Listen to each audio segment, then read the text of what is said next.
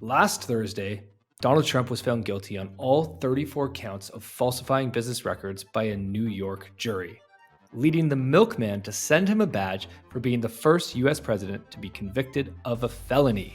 That same day, leaks suggested that President Biden had shifted to be pro-crypto and was booking meetings with leading American crypto companies. Then, in a total shock, late Friday night, Biden vetoed SAB121, clearly indicating that he is anti-crypto. Here's the question. Would you rather President Felon or President Veto? GM, welcome to Milk Road Radio, the easiest path to get smarter about crypto. I'm Jay Hamilton, joined by Kyle Reedhead, and we believe that on-chain is the next online. Kai, welcome back to the show. Great to have you. Thanks for having me. Let's do this. The whole world knows Trump was convicted. So let's start with Biden here. What happened on Friday? This was, I guess, a weird one because of all the narratives that went around last week and the week before of Biden kind of doing a 180 on crypto. Biden originally said he was going to veto this SAB121 bill or repeal or whatever you want to call it. But then once ETF got approved and they started to hear that Biden was speaking with those in the crypto community, we thought, okay, maybe they've done a 180. And I mean, we talked about on the show last week that we thought they have done a complete 180 and crypto is going to be friendly in the US, et cetera, et cetera. There was a few people that kept saying that week, like, I don't know that he's actually done a 180. It doesn't really seem like there's any evidence to support this. Like, was it really because of politics that the ETH ETF got approved? We actually don't know that. We hadn't heard. Is he going to veto? Is he not going to veto? And it turns out that, well, he vetoed it. He vetoed on Friday. They announced it on Friday, like late Friday, which generally means you're kind of hiding the news. You don't want people to like hear about it. And unfortunately, he basically just sent a message to the crypto community saying, hey, I'm not pro-crypto, and this isn't going to be as easy as you think. Now, he says he's doing it to protect investors and consumers, but like, I don't know that this really does. It's basically this bill is to allow like highly regulated banks and institutions to custody crypto for you. I don't necessarily see why there's a big issue in that. Obviously, we've had the issues with FTX and stuff. So like, this isn't the easiest like yes or no answer, I think. But this bill, I think, should have been approved. And I mean, you had how many people in Congress or in the head of whatever that actually did approve this? So a little bit weird for Biden to come out and do this, especially at this point where, I mean, crypto is becoming a hot topic in politics. So probably a bit of a loss, I would say. I don't think it was a smart decision, but I don't know. I'm sure he has his reasons. Yeah, obviously, no surprise that us being in crypto don't think it was the smartest decision, but we're not the only ones. By doing this, I mean, quite simply, Biden angered 50 million Americans that hold crypto. He pissed off 60 senators on both sides who had come together in a bipartisan support for this. And as you already said, he clearly demonstrated that Democrats are not pro-crypto, despite indicating or rumors that they were moving that way. So for those who don't know SAB 121, it is essentially a piece of legislation that would require SEC accounting guidelines that direct financial institutions that are holding crypto for customers to keep the assets on their own balance sheets. Now, essentially, the outcome of that is, should banks be able to custody crypto or not? And how does that impact the banking system? Well, obviously, I think most banks are seeing the direction that this is headed in. And that's why on Friday, Biden got a letter from the heads of a bunch of large American banks saying, please do not veto this. Like the banks want this. So we also pissed off a bunch of the banks, which that's a large part of the vote that lives outside of crypto. The last thing you want to be doing in an election year is pissing off anyone. And I mean, I guess it's impossible to not piss people off when it comes to politics, but this was just so weird. It just didn't make sense in that moment. There was a lot of, and again, we live in a crypto bubble. So like, yeah, there's 50 million of us, but like, does 50 million holders of crypto in the US actually care that much? I don't think the numbers are as big as crypto Twitter makes it out to be. Like if you were on crypto Twitter on Friday, after this veto happened, everyone was saying, okay, Biden, you've lost the election. There's no chance you're winning after this. It's like, okay, guys, dial it back a bit. We're not that big. Yeah, like we're not that big yet. And I think people in this industry need to realize that. Like, yes, we are getting there. And there is a lot of capital. We talked about it last week. Like it is a thing. It's not the biggest thing in the world yet, as much as it is for us, which is why if you want to vote that way, you should. It's just for a lot of the world, it's not that big of a deal. So I think we need to just check ourselves a little bit. Either way, hate that he did this. He's definitely put a target on his back, at least from the crypto industry. And I mean, the industry reacted pretty heavily from it. So we'll see where things go. Here's the one question I have is speculation was that when the ETH ETF was approved, that it was somebody high because it was such a 180 shift. It happened so fast in the final hours. A lot of speculation was that it must have come from the top, that it must have been maybe Biden or somebody very high up saying, hey, you know what? SEC, push this through. This is what we want. So follow our lead. But clearly, this indicates that it wasn't Biden. So, any idea what happened with the ETF? Like, where did that come There from? was one of the heads of one of the companies that filed for the ETF and the Bitcoin one as well. I can't remember his name. It's Nate something or whatever on Twitter. He had this theory all along that this no news, or like when the SEC wasn't saying anything, he's like, this is a good thing. He's like, they've already figured out how to get these ETFs approved with the Bitcoin one. They don't need all the back and forth anymore. And so he was like the only person basically on Twitter saying, this is good news. This is good news. They don't need back and forth. They'll approve it at the end, at the last minute, because there's nothing to talk about. They've already know how to get these, whatever the first filing is, done with. And so he was like, they don't need the comments like we had with Bitcoin. And he was the only one just like saying that constantly. I always saw it on my feed and I was like, huh, but I never really thought much of it. And then when it switched real quick, I was like, okay, was this politics? Like it would make sense. And then he sat there going, guys, I told you this whole time, they were going to be approved. It just was going to be last minute because that's just, they didn't want to manipulate markets. They knew that if they said it was going to get approved, they started doing all this, it might kind of manipulate markets a little bit. So I don't know, maybe that is the truth. And maybe Biden was doing nothing with crypto and there wasn't 180 turn. At this point, it's hard to say. We don't really know. We're kind of just taking it day by day at this point and kind of seeing what's going to happen. We do know Trump has obviously been very pro crypto over the last few weeks, which is great.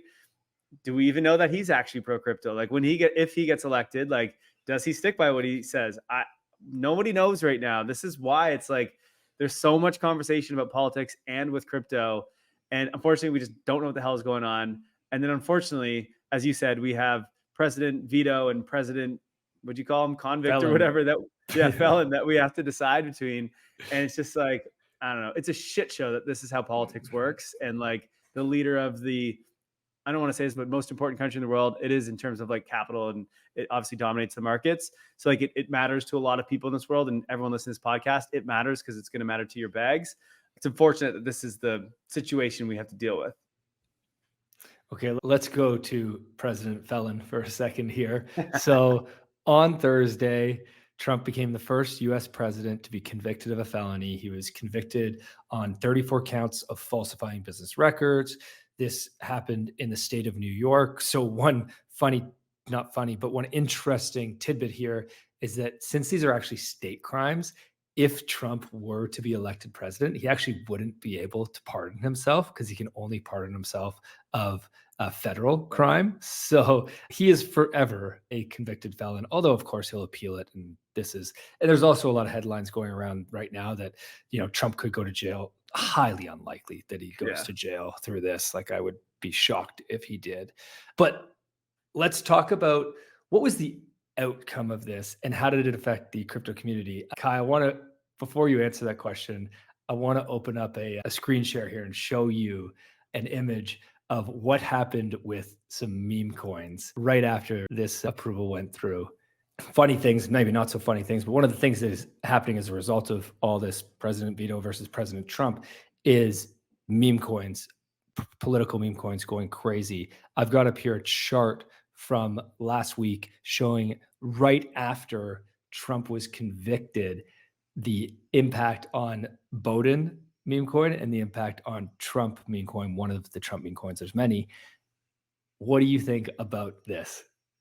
Yeah. So for those of you that are listening, the Bowden token basically flipped the Trump one for like, I don't know, was it a couple of minutes, maybe an hour. And then all of a sudden the Trump token came back and flipped it. So it was a bit of a wild ride holding both of these tokens, which is kind of funny. It's interesting to watch both the meme coins that represent Trump and Biden, and then also the predictions market.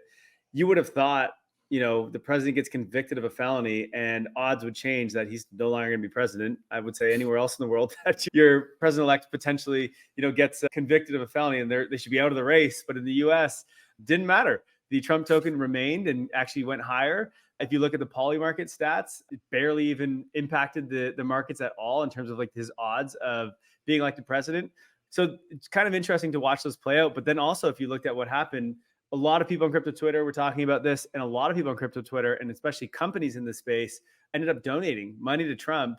And I think he ended up getting, what was it, tens of millions of dollars in donations since I think Thursday when this happened.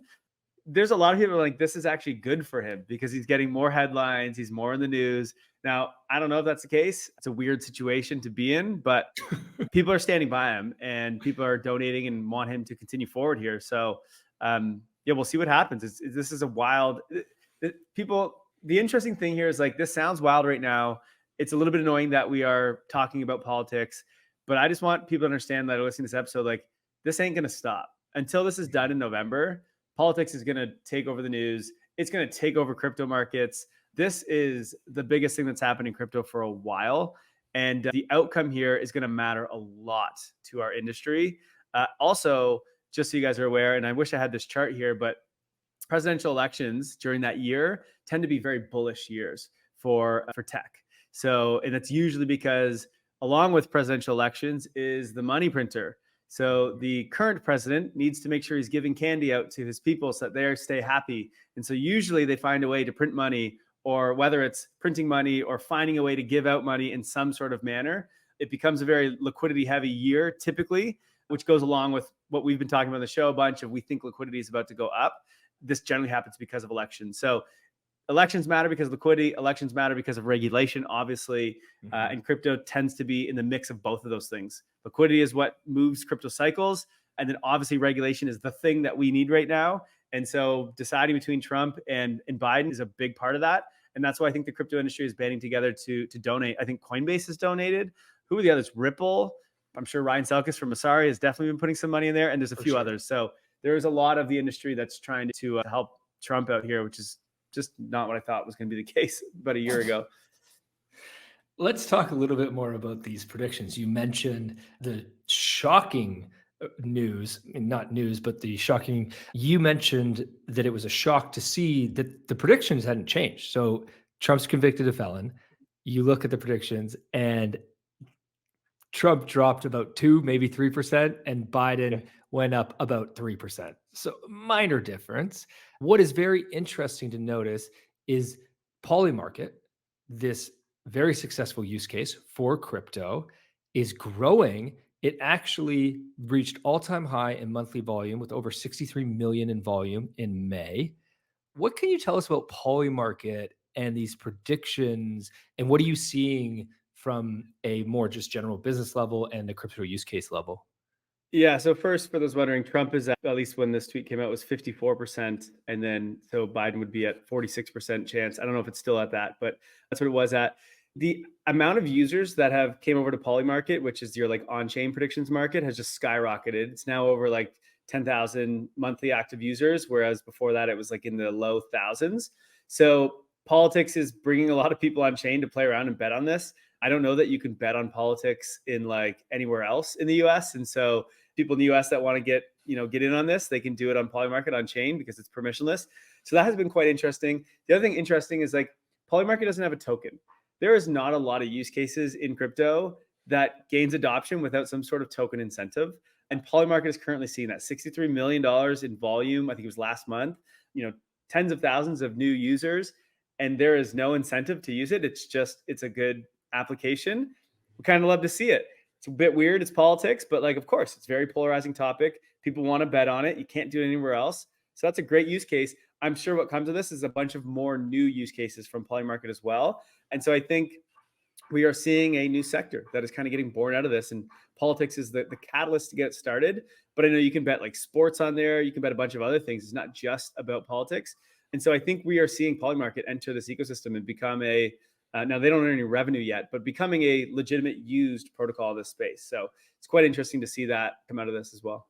Kai, what a wild week. I hope we can go a week without talking about politics and maybe get back to just talking about crypto. But as you said, it might not be the case for the next 6 months. We will always balance out. We're not a political podcast and we're not trying to be a political podcast. Our goal is to make you smarter about crypto.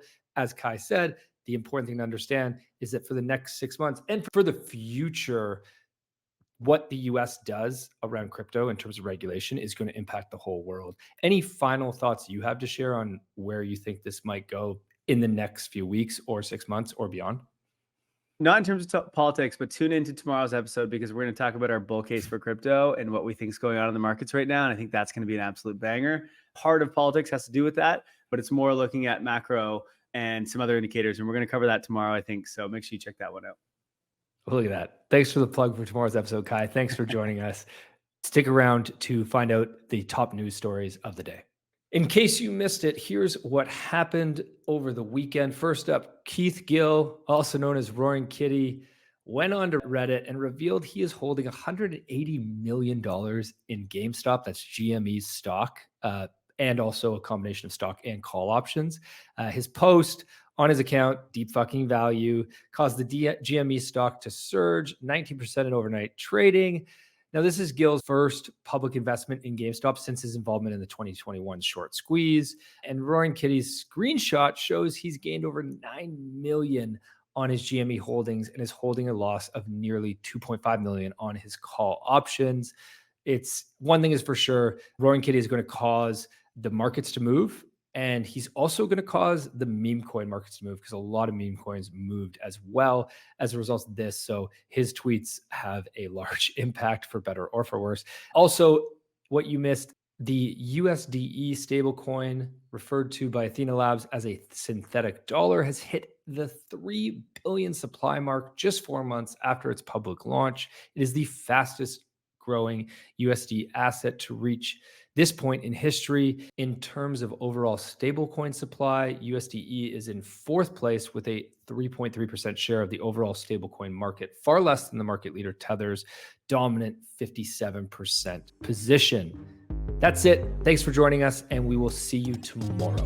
Thank you for listening to Milk Road Radio, the easiest path to get smarter about crypto. If you like this episode, share it and hit subscribe or follow so you don't miss out on the next one. There's also a link in the description to our free 5-minute daily newsletter where we simplify crypto for you while making you laugh. And if you're willing to step up your crypto investing game, then we'll leave a link to Milk Road Pro as well, your #1 resource to help you invest successfully in crypto. One final note, this podcast is for educational purposes only, and nothing we say is financial advice. Crypto is risky, so you should never invest more than you're willing to lose. Thank you, friends, and we'll see you in the next one.